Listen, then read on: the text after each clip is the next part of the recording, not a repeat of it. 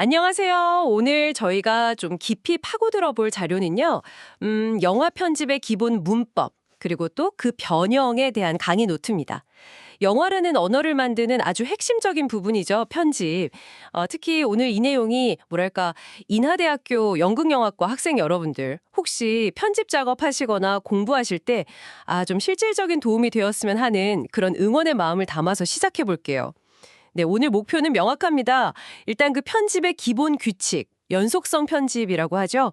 거기서부터 시작해서 몽타주, 롱테이크, 점프컷 같은 여러 가지 스타일까지 핵심만 딱딱 짚어보는 거예요. 단순히 장면을 이렇게 붙이는 기술, 그걸 넘어서 편집이 어떻게 영화만의 어떤 독특한 말투, 언어가 되는지 같이 한번 파헤쳐 보시죠. 자, 그럼 가장 기본부터 시작해 볼까요? 연속성 편집, 이게 1910년대 D.W. 그리피스가 체계화했다고 하죠. 핵심은 그거잖아요. 관객이 편집을 거의 느끼지 못하게 아주 그냥 물 흐르듯이 자연스럽게. 예를 들면 그 유명한 180도 규칙 같은 거요. 두 사람이 대화할 때 카메라가 가상의 선을 함부로 넘나들지 않아야 관객이 저 사람 갑자기 왜 저기 있지? 이런 혼란을 안 겪는 거죠. 네, 맞아요. 그 보이지 않는 편집의 목표는 결국 투명성에 있어요. 편집이 있다는 사실 자체를 잊게 만들고 이야기에 그냥 푹 빠지게 만드는 거죠. 할리우드의 아주 강력한 오래된 관습입니다. 그래서 매치온 액션 같은 걸 보면요. 한 숏에서 인물이 문고리를 딱 잡으려고 손을 뻗는 그 동작, 그게 다음 숏에서 정확히 이어지도록 맞추는 거예요. 그럼 시간이나 공간이 끊기지 않고 쭉 이어지는 느낌을 주죠. 또 아이라인 매치도 있죠. 한 인물이 어딘가를 보면 다음 숏에서는 그 시선이 향하는 대상이나 공간을 보여줘서 관객이 저걸 보고 있구나 하고 바로 따라가게 만드는 거고요. 그러니까 누가 어디서 뭘 보고 뭘 하고 있나 이걸 아주 명확하게 해주는데 초점을 맞춥니다. 아, 그렇군요. 단순히 그냥 규칙이다, 외우는 것보다 왜 그런 규칙들이 생겼는지, 그 목적, 투명성, 이걸 아는 게 훨씬 중요하겠네요. 근데 모든 영화나 감독이 이 표준 문법만 고집하는 건 아니잖아요. 여기서부터 이제 진짜 재밌어지는 거죠. 연속성 편집이 편집을 어떻게든 감추려고 한다면 반대로 편집을 막 드러내거나 다른 목적으로 확 쓰는 경우들, 이건 어떤가요? 네, 아주 중요한 지적이세요. 대표적인 게 역시 세르게이 에이젠슈타인의 몽타주죠. 이건 뭐랄까 연속성이랑은 정반대 개념으로 볼 수도 있어요. 서로 막 상관없어 보이는 때로는 충돌하는 이미지들을 의도적으로 꽝꽝 붙여놔요. 그래서 그 이미지들 하나하나가 가진 의미를 넘어서는 어떤 제3의 의미, 아주 강력한 메시지나 감정을 만들어내는 거죠. 아, 그 유명한 전함 포템킨의 오데사 계단 장면. 그거 말씀하시는 거죠? 막 군인들 내려오고 사람들 도망치고 유모차 굴러가고. 맞습니다. 바로 그거죠. 거기서 보면 막 무표정한 군인들의 행진, 또 겁에 질린 시민들의 얼굴 클로즈업, 굴러떨어지는 유모차, 이런 이미지들이 충돌하면서 혁명적 분노, 비극, 이런 감정을 그냥 정보 전달하듯이 말하는 게 아니라 정말 관객 가슴에 확 와닿게 외치는 효과를 내는 겁니다. 와, 외침이라니 표현이 정말 강렬하네요. 그럼 반대로 앙드레 바진 같은 비평가가 중요하게 생각했던 롱테이크는 편집을 거의 안 쓰잖아요. 오히려 최소화하려는 시도인데 이건 좀 진솔하게 대화하려는 그런 느낌일까요? 네, 그렇게 볼 수 있죠. 롱테이크는 쇼트를 나누지 않고 길게 쭉 가져가는 거잖아요. 시민 케인에서 어린 케인이 저 멀리 창밖 눈밭에서 혼자 놀고 있는데 카메라 앞쪽에서는 어른들이 케인의 미래, 그 운명을 막 결정짓는 대화를 나누는 장면. 그런 거 생각해 보시면 돼요. 편집으로 딱딱 나눠서 보여주는 게 아니라 한 화면 안에 여러 중요한 정보, 여러 층위의 이야기가 동시에 펼쳐지게 놔두는 거죠. 그러면 관객이 어느 부분에 더 주목할지, 어떤 의미를 찾아낼지 스스로 선택하고 해석할 여지가 생깁니다. 편집자의 개입을 줄이고 현실의 어떤 모호함, 깊이 이런 걸 좀 더 있는 그대로 담아내려는 리얼리즘 철학과 연결돼요. 아하, 관객한테 선택권을 준다는 점이 흥미롭네요. 물론 찍긴 엄청 어렵겠지만요. 그렇죠. 기술적으로는 아주 정교한 계획과 실행이 필요하죠. 그리고 또 빼놓을 수 없는 게 누벨바그, 특히 고다르의 점프컷. 이건 정말 뭐랄까 좀 도발적인 말투 같아요. 대놓고 나 편집한다 보여주는 느낌? 네, 맞아요. 내 멋대로 해라 같은 영화 보면 주인공이 차 몰고 가는 장면인데 중간 과정이 툭툭 잘려나가면서 갑자기 장면이 점프하잖아요. 일부러 시간의 연속성을 확 깨버리는 거예요. 맞아요. 처음 보면 좀 당황스럽죠. 왜 저렇게 편집했지 하고. 네, 그게 바로 효과죠. 이건 현실이 아니라 영화다, 만들어진 거다, 이렇게 외치는 것처럼요. 관객들이 너무 편안하게 영화에 몰입하는 그 관습을 일부러 방해하고 이게 뭐지? 하고 생각하게 만드는 좀 각성시키는 효과가 있는 거죠. 기존 영화 문법에 대한 어떤 반항 같은 거였습니다. 아, 관습을 깨는 도발. 그리고 마지막으로 리듬 편집도 언급됐는데 이건 이름 그대로 뭔가 음악적인 느낌인가요? 네, 그렇죠. 말 그대로 편집의 리듬감을 부여하는 거예요.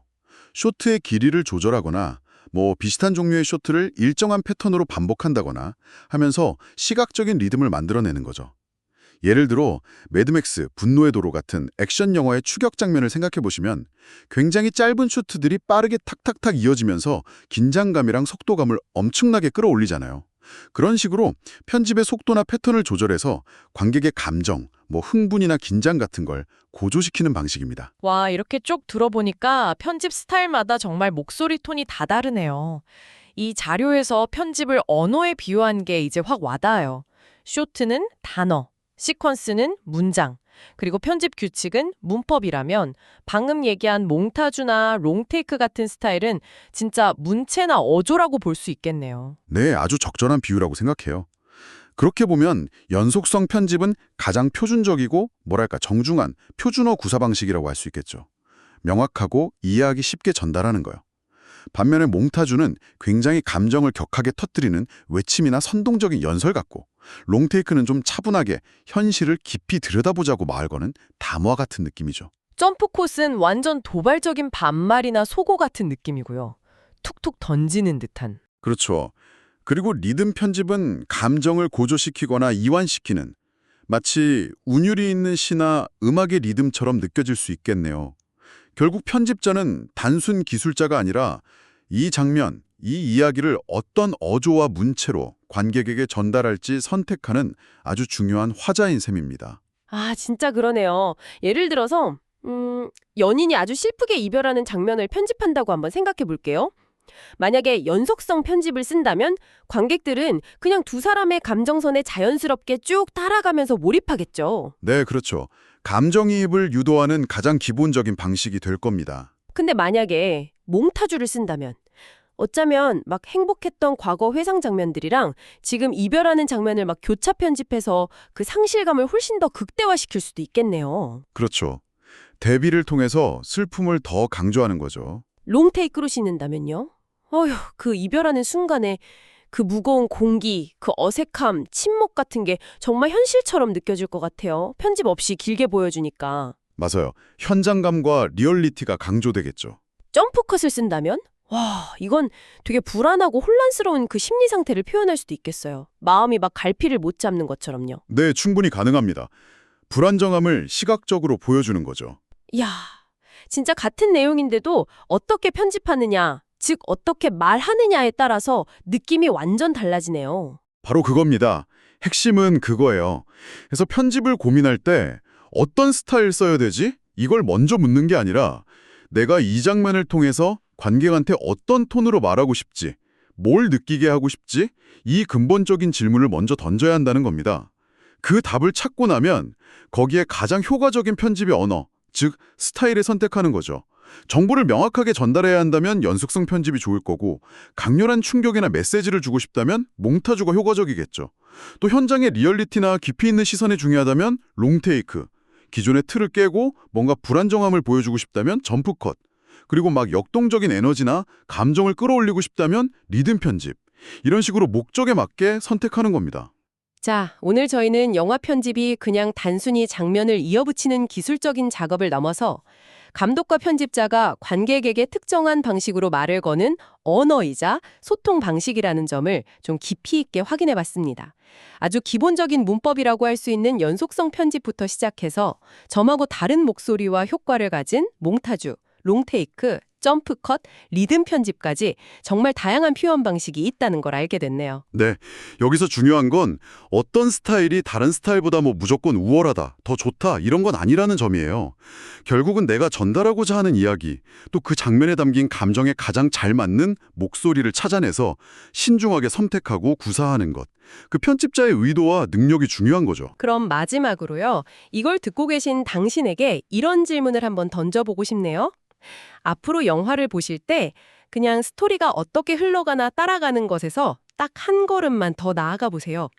지금 이 장면에서 편집자가 과연 어떤 문체로 또 어떤 리듬으로 나에게 말을 걸고 있는 걸까? 그 보이지 않는 목소리에 한번 가만히 귀를 기울여 보는 건 어떨까요? 그 편집의 말투가 당신의 감정과 생각에 실제로 어떤 영향을 미치고 있는지 그걸 한번 의식해 보는 것. 어쩌면 그것만으로도 영화를 보는 경험이 훨씬 더 풍부하고 흥미로워질 거라고 생각합니다.